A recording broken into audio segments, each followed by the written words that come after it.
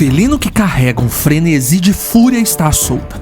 Durante séculos, o leão asiático foi reverenciado como um símbolo sagrado, uma majestade que estava confinada à mítica floresta de Gir. Mas agora, a realeza ultrapassou os limites do seu reino. Eles não estão mais escondidos na mata densa, estão caminhando pelas rodovias, cruzando as plantações de madrugada e o mais assustador de tudo, atacando deliberadamente. Imagine viver com a certeza de que abrir a porta do quintal à noite ou deixar seu filho brincar na terra pode atrair a atenção de um caçador de quase 200 quilos.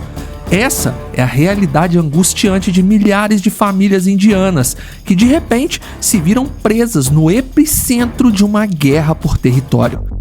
Em novembro de 2025, o medo constante se transformou em um pesadelo real e sangrento.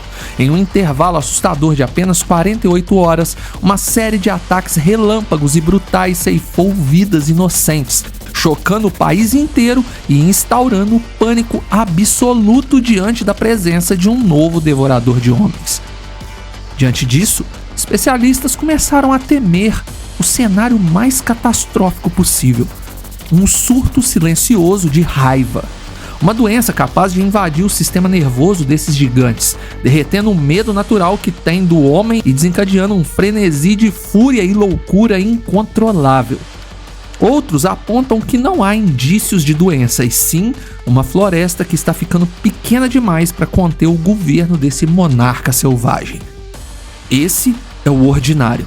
E hoje você vai conhecer a ascensão do letal devorador de homens de Anreli e a caça científica e desesperada para encontrar um predador camuflado.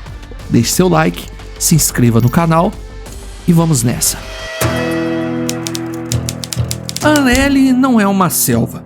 É uma manta de retalhos composta por campos agrícolas, plantações de amendoim e algodão, estradas poeirentas e pequenos vilarejos rurais. A vida das famílias indianas que ali residem segue o ritmo implacável do sol e do trabalho braçal na terra. O dia a dia dessas pessoas passou a ser roteirizado por uma convivência forçada e extremamente perigosa com a vida selvagem. Acordar de madrugada para regar a plantação significa correr o risco de encontrar uma leoa descansando entre os arbustos. Caminhar pelas estradas de terra ao entardecer exige olhos atentos às sombras, pois os leões agora usam as rodovias como corredores de migração. Com o impressionante censo de 2025 registrando 891 indivíduos, a floresta de Gir literalmente transbordou. Mais da metade dessa população de grandes felinos foi expulsa do seu habitat natural pela falta de espaço e agora vive nas chamadas terras de receita, que são pequenas matas ao redor de propriedades humanas, quintais, fazendas e até vilas. A linha invisível que separava o homem da fera simplesmente deixou de existir. Foi exatamente sob essa panela de pressão territorial que o primeiro fio de sanidade se rompeu, dando início à temida onda fatal de novembro. O primeiro ataque ocorreu em meados de novembro de 2025, no distrito de Anreli, inaugurando um período de 48 horas que ficaria marcado a sangue na história de Gujarat. Era um dia aparentemente rotineiro. O sol começava a baixar, lançando longas sombras sobre as plantações altas que cercavam uma propriedade rural.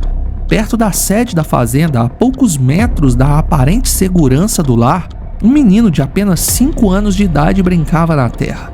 Ele era filho de trabalhadores rurais locais, uma criança acostumada com a vida no campo, mas que não tinha como compreender a magnitude do perigo camuflado a poucos passos de distância. O que torna o ataque de um felino tão aterrorizante é a sua absoluta falta de aviso. Não houve rugidos prévios, não houve tempo para correr. Atraída pelo movimento ou possivelmente movida por um distúrbio comportamental que os cientistas mais tarde investigariam, uma leoa de grande porte emergiu sorrateiramente do matagal denso. Em frações de segundo, o instinto predatório tomou conta.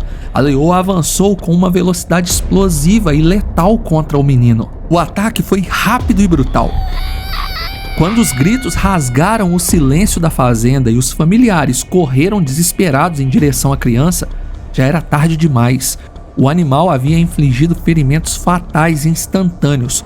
Só não devorou sua vítima, pois os humanos lhe infligiram golpes com bastões, a fazendo fugir e desaparecer de volta nas sombras das plantações altas de Anreli, deixando para trás uma família destruída e uma comunidade inteira em estado de choque. A notícia da morte do menino de 5 anos se espalhou em poucas horas pelos vilarejos vizinhos. O medo, que antes era uma sombra com a qual os moradores haviam aprendido a conviver, transformou-se em pânico paralisante. As pessoas trancaram suas portas, os agricultores recusaram-se a entrar nas plantações e o silêncio da noite tornou-se insuportável. Eles sabiam que um predador que cruza a linha para abater uma criança perto de uma casa não está agindo de acordo com as regras naturais. Anreli tinha um animal que devorava os seres humanos. Mas o pior ainda estava por vir. O sangue derramado em Anreli não saciou a fúria daquela região. A besta atacou novamente. Em menos de 24 horas após a primeira morte, o terror cruzou as fronteiras distritais e invadiu o vilarejo localizado na região vizinha. Dessa vez o alvo estava dentro de casa. Era noite, uma jovem menina estava na varanda em busca de ar fresco diante do calor que estava instaurado. Ela estava a poucos metros da visão de seus pais, mas isso não foi o suficiente para salvá-la. A leoa, sem emitir um único ruído que pudesse alertar os cães ou os adultos da casa, o imenso felino emergiu da escuridão e invadiu a varanda. Em um movimento fulminante e implacável, a leoa cravou os dentes da menina e a arrastou violentamente para a noite profunda. Os gritos de puro desespero dos pais ecoaram pelo vilarejo, acordando os vizinhos.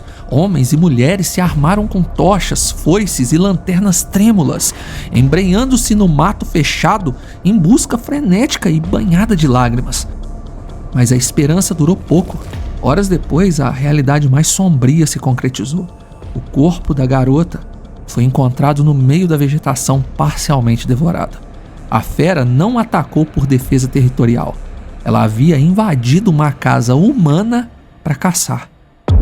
O luto e a histeria engoliram Gerson Nat, mas o demônio da onda de novembro ainda tinha sede. No exato mesmo dia em que a menina foi arrancada da sua varanda, o horror retornou ao seu ponto de origem, o distrito de Anreli. E dessa vez, para provar que o predador não fazia distinção de tamanho ou força, o alvo foi um adulto. Era na metade do dia, horário em que os leões geralmente dormem.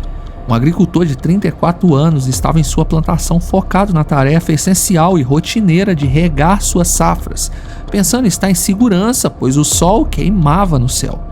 Leões não atacam durante o dia, pensou ele. O campo, que sempre representou seu sustento e sua vida, transformou-se repentinamente em um abatedouro. A leoa o emboscou de surpresa em meio às folhagens da plantação. O ataque foi feroz, uma verdadeira explosão de garras e músculos projetados para derrubar presas muito maiores que um homem.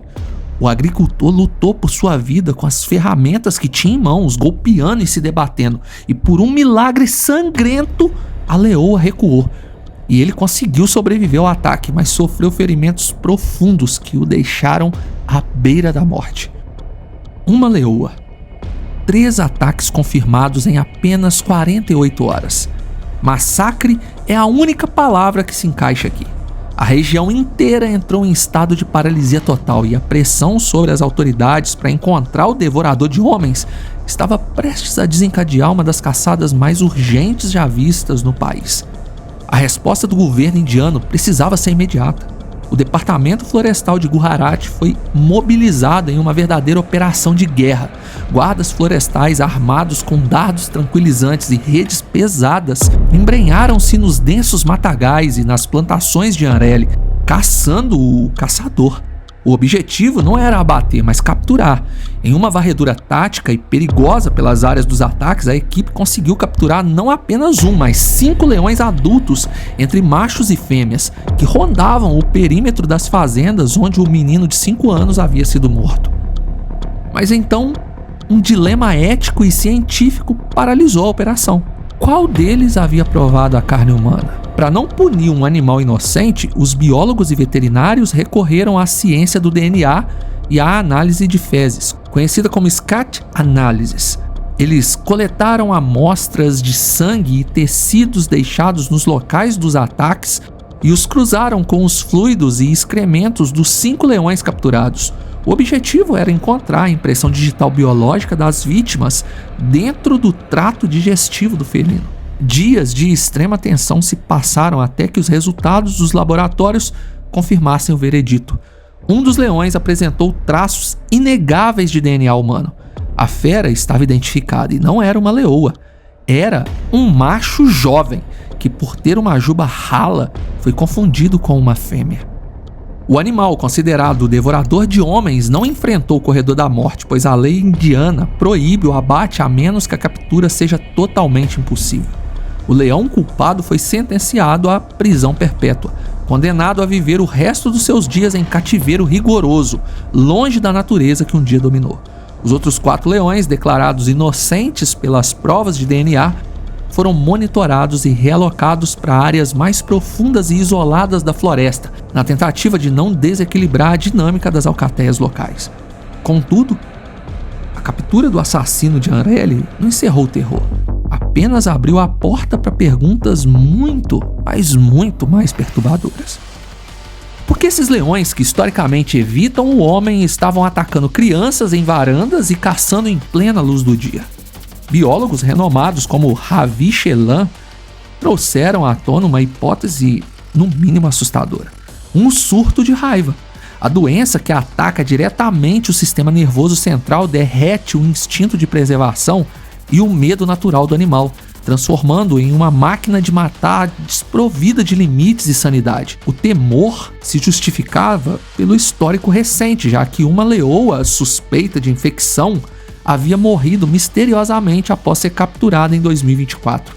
A ideia de que um vírus invisível estaria criando predadores zumbis na fronteira das aldeias era suficiente para causar pesadelos em qualquer um. Porém, por trás das portas fechadas dos escritórios governamentais e das rodinhas de conservacionistas, uma dúvida sombria começou a ganhar força. Seria a hipótese da raiva apenas uma desculpa conveniente? Uma cortina de fumaça usada pelo governo para mascarar um problema muito mais profundo, sistêmico e sem solução a curto prazo? A verdade inconveniente é que o sangue derramado na onda de novembro pode não ser culpa de um vírus, mas sim de uma falha catastrófica de espaço geográfico. A mata diminuiu e os leões aumentaram. A população avançou e os predadores também. Não há como fugir da realidade. O que a Índia vive hoje é um caos de mau planejamento de conservação animal e estrutura de segurança básica para sua população, que vem crescendo ano após ano. A trágica onda de novembro nos deixa diante de um dos maiores e mais cruéis paradoxos da biologia moderna. Nós lutamos incansavelmente durante décadas para salvar o majestoso leão asiático da extinção, e parece que nós vencemos essa batalha. Mas ao fazermos isso sem planejar o dia de amanhã, nós criamos uma nova guerra. Uma guerra onde os campos de amendoim viraram arenas de caça e onde o preço do sucesso ecológico está sendo pago com a vida de crianças e trabalhadores rurais. Me conte a sua opinião nos comentários e, por favor, deixe seu like e se inscreva no canal. Obrigado por assistir. Fui.